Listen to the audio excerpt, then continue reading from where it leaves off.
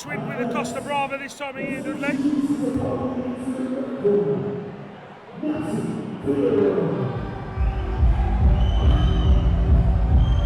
Fearon on the way to the ring. Natty Fearon coming from the red corner. He's purported to be an incredibly hard trainer. He looks confident. He was too focused to talk to us, which is fair enough. He wants to get in that ring and get the job done. But to be fair as well, Natty has a massive following here tonight, one of the top ticket sellers from the venue. Well supported on his way into the ring, Natty, yeah.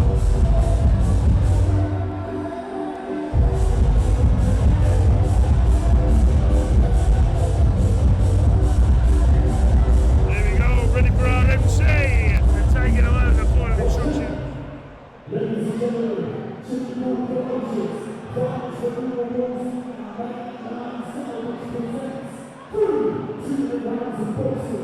introducing first, standing in the blue corner,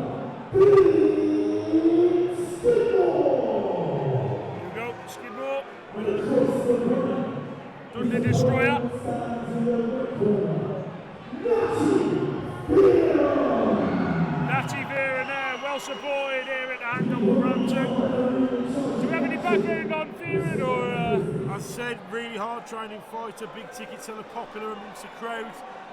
He's a bigger man going into this fight, both in terms of height and also looks like he's packing a tiny bit more muscle. I'm expecting a good, solid fight. Now, what I have noticed is Dean Skidmore's currently keeping the vest on. Yeah. Any thoughts behind that, Rob? No, it's just fight. It's just feel. Like sometimes it's feel good, box good in it. You know, I was always a heavyweight who boxed in a vest, probably because I, didn't run as much and I was a little bit fleshy, let's say. But yeah, it just depends. And Fearon starting here, you see the power dictated early. You know, Skidmore felt the power even in the jab. You know, you saw him just backtrack a little bit and then double jab back, and he's timed that perfectly there, Fearon. Fearon looks the part, and it can be as simple as. I mean, there's some pretty like the boots match the shorts match the gloves. He looks like a fighter that you expect to see on a pro bill. Just reaching when I jab a little bit out of Fearon there. And Skidmore, you can see the power's detrimental to this fight. You just see the legs buckle a little bit there, Fearon. Here's me cursing the commentator. Again, Skidmore just catching him with the odd shot. But that's a clean shot to the jaw on the right.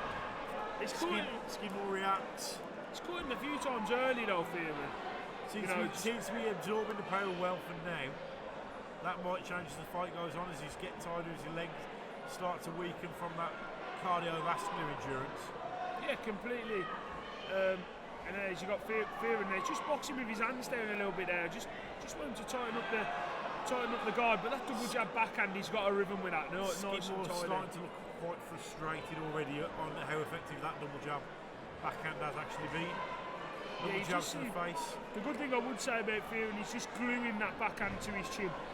And then wild swings by Skidmore, who misses there with a flurry of 3 or 4. Fearon just taking a step back or a step to the side. Good right hand there by Skidmore. Fearon appeared to eat it quite well. Yep. As they come to the last 10 seconds of this one. And ladies and gentlemen, just let us know what you think on the feed. I said, and there, double jab back, just finishing the round. Have you enjoyed it? Have you enjoyed our Black Country boss stuff? I've got to stop saying that, Regan. We'll come up with something for the next one. This is the Black Country fight night, though, so we're getting there. As I said, again, I know we've said this multiple times, but we really need to be thankful to Jimmy Gould of Jimmy Gould Promotions. He's fought some great fights. We've very rarely had any mismatches. Yes, we had a couple of quick first round stoppages, but they were good, clean, hard stoppages. That's all relative though for me. As you see Fearon up on the stool early, I'm waiting in the centre of the ring. Fearon takes admiration of the crowd. Lee Reeves steps between the two fighters.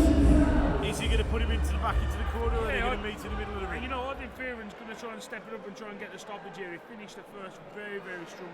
Double jab back. Skidmore breathing heavy already.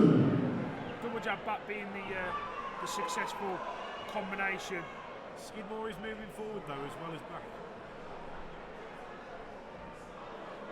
There you go. Just see. There we go. Looking at that double jab back again, Fearon. Is that quite a common sort of Yeah, you know, punch sort of combination? Yeah, what it does is, what a double jab back does is, it gives you the leverage. So if you miss with the first one, it makes up the distance to then come in with what would be a 1-2. It's a good one for just making up the distance. The trick is though, you got to follow your feet in. So you got to follow it in with your feet, because if you throw it stationary, you're making up no difference to that lead hand. Didn't want to cut Rob off there, but just saw your acknowledgement, viewers at home. Lee Ream has now had a word with Natty Fearon twice about holding the head down. Yeah, you know, it's obviously not received well by referees when they hold the head down. But I'll tell you what, Skidmore, he's hanging in there. I thought he was going to get stopped early when the bell was. I'm going to be brutally honest. I think with the way you started this round, I wasn't expecting it to last particularly long. He looked a bit gassy as it already was. But he's done really well to establish himself into the second round and actually get some big shots off. Yeah, completely. And they're fearing the power. Every time they engage on the inside, you just see Fearon just lets like a powerful shot go, and Skidmore doesn't want to rest on his laurels on the inside really. Skidmore maintaining the distance, keeping himself at a safe range. Although with that overhand right, I'm not sure there is such a thing as a safe range. Yeah. And then we're coming to the last 10 seconds of the second round. Skidmore looking to dictate the centre of the ring for the last couple of seconds. Yeah, and that one concludes round number 2. I've got Fearon up 2-0. I think if you got that one scored the same. Yeah, I think that's a pretty fair. Have we got anything on the live feed, Steve? Anything at all? We have Crick, who's been one of our more regular commentators. Just let that go. Crick commenting on the ability of, in the previous fight, of... and if that is Ash Crick Hughes, cheers for listening, Ash. On the ability to not keep moving in one direction. How important is that you need to keep moving? Yeah, it's right. You know, you can't keep moving in one direction, it becomes predictable. Any opponent worth their salt steps to, say they're moving to their left hand side, steps to the right, cuts it off, and looks. The thing is, it sets up certain shots. Like you said, if you keep moving to the same way, walking onto the right hand, you know, or if you save ball the opposite way, you know, it's one of them. You've got to keep your opponent guessing. Sometimes boxing for me, boxing can be like a game of chess, Regan. Fearon's probably 2 rounds up now. I've got him 2 up. Fearon probably knows he's 2 rounds up. Do you think he's going to change the way he's boxing, just accept the win, or is he? To be honest with you, I think if you really, if he knew what he was going to do, I'd wait for Skidmore to punch himself out, because he comes forward and wild, big shot. Let him use up his energy and then try and get the stoppage later on in the round. Skidmore is trying to stop this fight. He's thrown some big punches in this 3rd round. He's currently going in heavy now. Yeah, that's what I mean. He's done this in the 2nd round. Comes out, you know, big punch output, big powerful shots, all throwing them from the hips, swinging with the hips, and the next thing you know, he runs out of steam. So this is where Fearon now should be trying to dictate, trying to get that stoppage, bang him to the body. He's just used a massive load of energy, bang him to the body, take the wind out of his sails, and then see what you can build on. Not entirely sure. It did look like Skidmore had a slight case of the jelly legs there as he moved forward. I'm not sure if he got caught with his shot or if he's just tired. But he's still throwing. He's still attempting to make a way to win this fight. And that's the thing, like, it's often a misconception that, like, obviously testing, having a strong chin is through to the dynamics of how strong your jaw is. No, it's how strong your legs are. It's how well conditioned your legs are. Your legs are what take the shots. So your legs keep you up. The legs are your conditioning. It's often a misconception. So if you've got strong legs, there we go. Last 10 seconds. Great right hand by Fearon. I think Fearon And then Skidmore looking to finish the round strong. Single jab there by Fearon. And then a backhand to finish by Skidmore. That concludes this one. As the crowd give them a round of applause. They'll go through the final medical checks. How you got that fight, Rob? I've got Fearon winning that one. I think it was comfortable.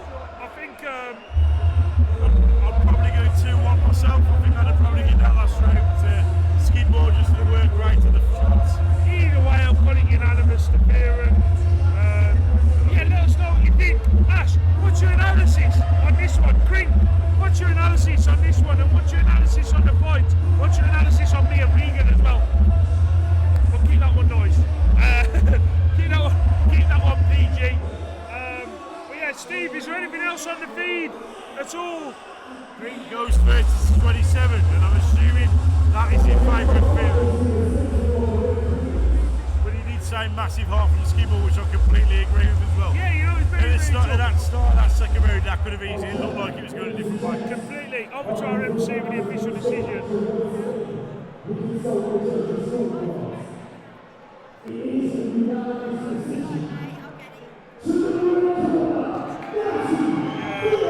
Fearon takes that one.